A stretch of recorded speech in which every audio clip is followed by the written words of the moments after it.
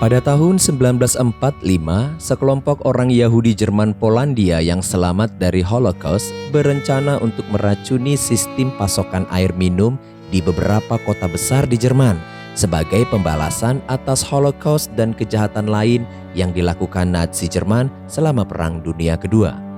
Film ini menceritakan operasi rahasia yang berbahaya dan berani tersebut yang disebut dengan Rencana A.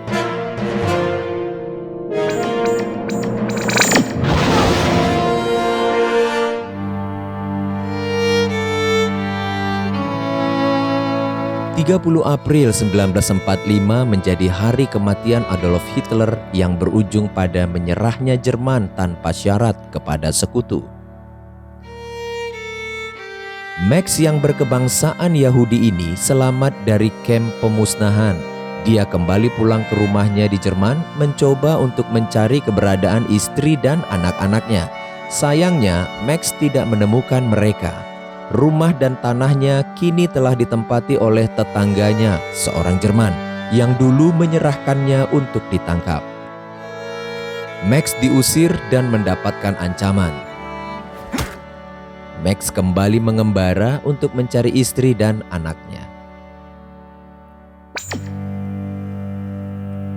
Di kota terdekat, di antara puing-puing bangunan, Max yang ahli melukis ini didekati oleh seorang pria Yahudi bernama Abraham yang agak sedikit aneh, yang mengatakan kalau dirinya telah menangkap roh maut dan mengurungnya dalam tas kantong kulit miliknya. Abraham mengajak Max agar mereka sebaiknya segera keluar meninggalkan Jerman. Untuk itu mereka harus berangkat ke Darvisio, di mana kamp pengungsi berada. Dan telah banyak orang Yahudi yang sudah berkumpul di sana untuk dipulangkan ke Palestina, tanah Israel.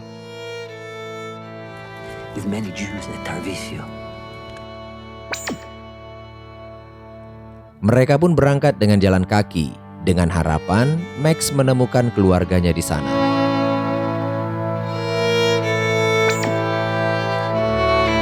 Setelah beberapa hari dalam kondisi lelah dan kelaparan, mereka melihat ada sekelompok pasukan. Abraham mencoba untuk mencari makanan. Sialnya, mereka ketahuan dan tertangkap. Untungnya pasukan ini adalah pasukan Yahudi dari Kesatuan Inggris. Mereka pun berangkat menuju Darvisio.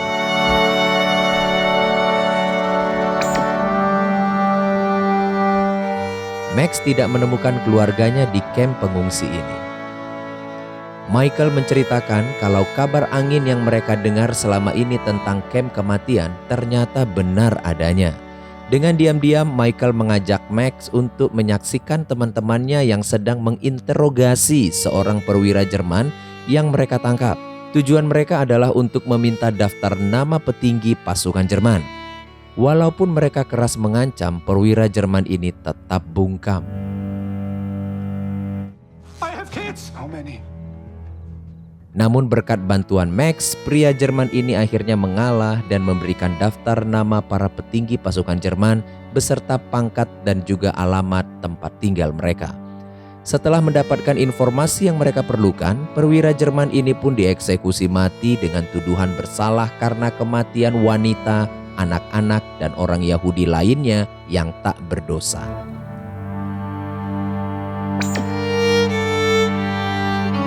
Max bertanya kepada Michael apakah yang sedang mereka rencanakan sebenarnya dan untuk apakah daftar nama-nama tersebut buat mereka.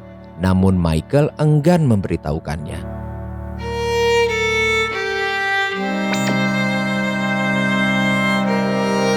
Dari salah seorang pengungsi yang berhasil lolos, Max akhirnya mendapatkan informasi kalau istri dan anak-anaknya tewas mengenaskan. Max memutuskan untuk tidak ikut pulang bersama para pengungsi. Hatinya yang penuh kemarahan dan dendam membuatnya memutuskan untuk tetap tinggal di Jerman. Sebelum berpisah, Abraham memberikannya kantong kulit keramat miliknya.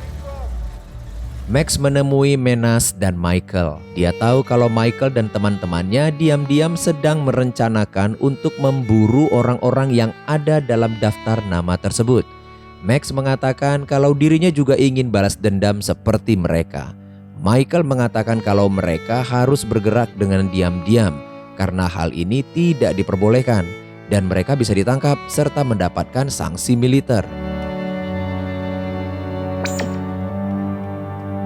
Dengan mengaku sebagai polisi militer Inggris, mereka memburu satu persatu orang yang ada dalam daftar nama tersebut dan mengeksekusi mati mereka dengan tuduhan bertanggung jawab atas genosida yang pasukan SS Nazi lakukan terhadap bangsa Yahudi.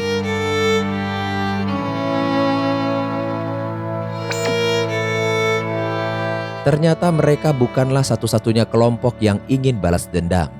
Nakam adalah sebuah kelompok yang memiliki tujuan yang sama dengan mereka. Kelompok ini dipimpin oleh Abba Kovner. Dalam suatu eksekusi di hutan, Max yang terpancing emosi karena perkataan Menas ingin melakukan eksekusi dengan tangannya sendiri untuk menunjukkan nyalinya. Perwira Jerman tersebut menyerang Max dan kabur. Tiba-tiba Anna, salah seorang anggota Nakam, muncul dan menghabisi perwira Jerman tersebut. Kedua kelompok dengan kemarahan yang sama ini akhirnya bertemu. Michael mengatakan kalau mereka tidak akan menyentuh warga sipil seperti yang dilakukan oleh Nakam. Mereka hanya mengeksekusi perwira pasukan SS Nazi. Disinilah letak perbedaan kedua kelompok ini yang membuat mereka tidak sejalan. Abba Kovner memperingatkan Michael, kalaupun dia dan teman-temannya tidak mau bergabung dengan kelompok Nakam, setidaknya mereka jangan menghalangi rencana kelompok Nakam. Kedua kelompok ini pun berpisah. Michael mengatakan kalau Inggris akan mengirim mereka ke Belgia karena mantan anggota Nazi sudah lenyap di daerah ini. Max mengatakan bahwa masih ada beberapa nama yang belum mereka eksekusi. Namun Michael memutuskan untuk menyudahi saja rencana mereka tersebut demi sesuatu yang lebih besar lagi, yakni lahirnya kembali negara Israel. Untuk terwujudnya hal ini, sebagai anggota Haganah, Michael dan anggota pasukannya harus menjamin terciptanya perdamaian pasca Perang Dunia Kedua dan segera menangani masalah-masalah yang dapat memicu konflik kembali, seperti kelompok Nakam misalnya. Mereka mendapatkan informasi kalau Nakam sedang merencanakan sesuatu untuk kota Nuremberg. Max menawarkan dirinya kepada Michael bahwa dia dapat membantu dengan cara menyusup ke dalam kelompok Nakam. Michael setuju dan membuatkan identitas baru untuk Max sebagai warga sipil Jerman. You're part of the Haganah now. Max kini menjadi bagian dari Haganah. Mereka berpisah, Max berangkat menuju Nuremberg.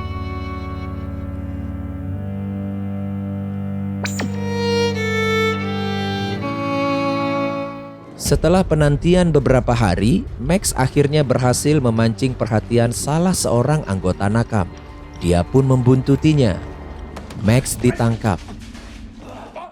Dengan daftar nama yang dipegangnya, Max berhasil meyakinkan Abba Kovner kalau dia bukanlah anggota pasukan Israel yang hendak memata-matai mereka.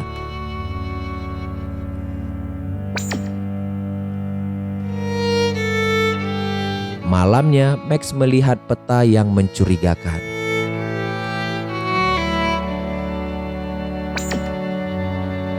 Pagi-pagi sekali, Max membuntuti beberapa anggota Nakam yang akan bekerja di tempat penyulingan air.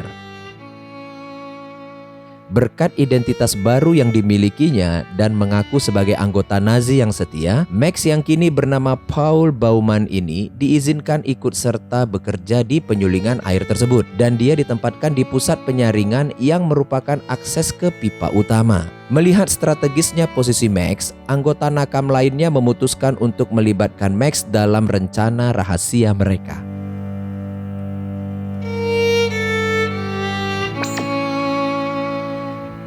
Max yang kini menjadi mata-mata Haganah menjumpai Michael.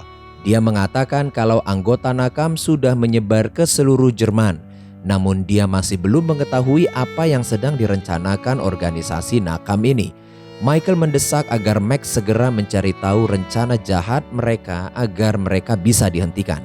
Karena kalau tidak, dunia akan melihat Yahudi dengan cara yang keliru dan impian untuk memiliki sebuah negara bagi bangsa Yahudi akan kandas. Michael meminta agar Max berusaha mendapatkan kepercayaan Abba Kovner.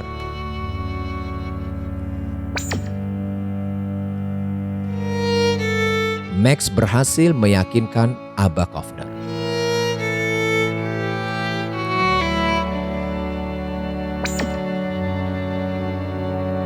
Anna menceritakan kisah pahitnya kepada Max bagaimana mereka berperang di dalam hutan. Sampai akhirnya Abba Kovner datang menemui mereka dan membeberkan sebuah rencana untuk mengadili Jerman. Mereka berniat untuk membunuh 6 juta orang Jerman dalam bentuk balas dendam, mata ganti mata, bangsa ganti bangsa. 6 juta orang Yahudi yang tewas harus dibayar dengan 6 juta nyawa orang Jerman. Hal itu dilakukan dengan cara menebar racun yang mematikan melalui saluran air minum yang terhubung ke berbagai kota di Jerman.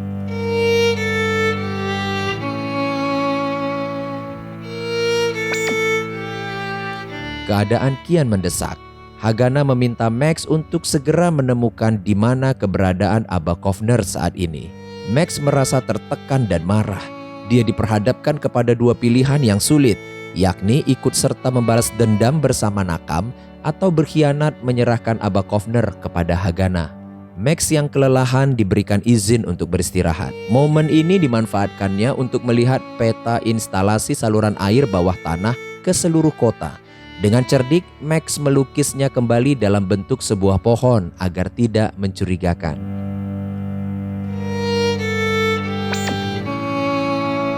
Max memperlihatkan peta salinannya itu kepada teman-temannya. Rencana mereka kian rampung.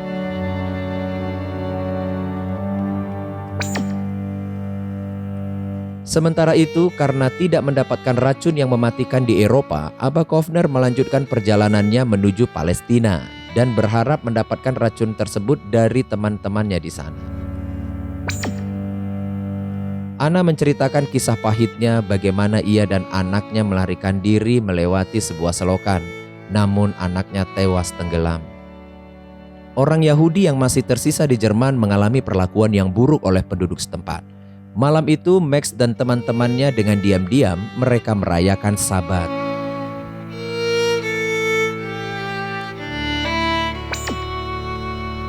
Saluran air pun akhirnya sudah bisa digunakan. Setiap rumah mendapatkan pasokan air bersih.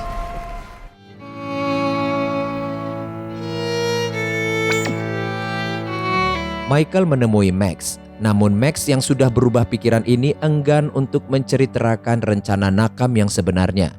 Kebenciannya kepada Jerman membuatnya untuk berpihak kepada Nakam dan memuluskan rencana maut mereka. Pasukan Amerika, Rusia, dan Perancis ditugaskan untuk menjaga Jerman tetap dalam keadaan kondusif.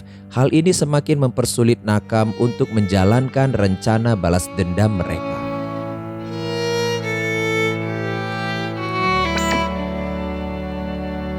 Kabar dari Palestina pun datang. Abba Kovner memberitahukan kalau rencana mereka diundurkan hingga pemberitahuan selanjutnya.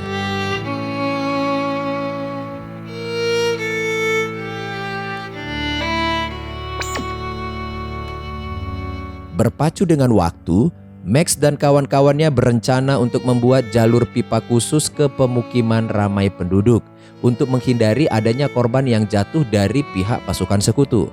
Mereka pun kembali ke terowongan air bawah tanah.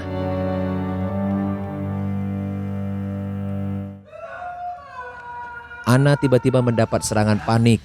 Dia merasa tidak sanggup untuk meneruskan rencana balas dendam ini. Takut ketahuan, mereka pun segera meninggalkan terowongan.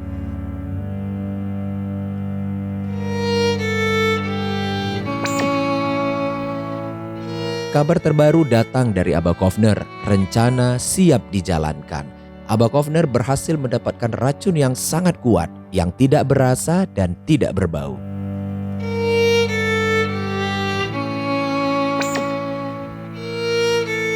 Sementara itu, penduduk sekitar yang antisemitisme mulai mencurigai kalau Max dan teman-temannya adalah Yahudi. Tempat tinggal mereka pun digerebek dan dengan terpaksa mereka segera kabur. Michael tiba-tiba muncul dan mencegat mereka. Dia mencium gelagat Max yang kini mengkhianatinya. Max dipaksa untuk buka mulut. Namun dengan cerdiknya, Max memberikan surat lama Abba Kovner yang mengatakan kalau racun tidak berhasil didapatkan dan rencana mereka dibatalkan. Michael kecewa dengan tindakan Max. Dia menyarankan agar mereka sebaiknya kembali saja pulang ke Palestina, melanjutkan hidup yang berkeluarga. Itu adalah cara balas dendam yang bijak. Michael menawarkan pilihan agar mereka segera meninggalkan kota ini besok atau mereka akan ditangkap.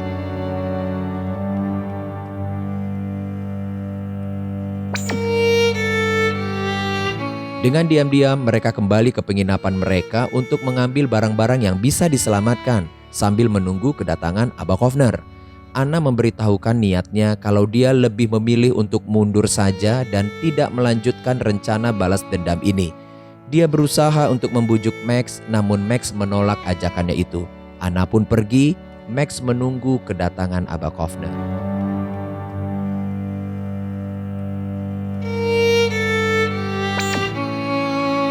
Dalam kesendiriannya, Max melihat kantung kulit pemberian Abraham. Dia sadar kalau cara balas dendam yang ditempuhnya ini adalah salah.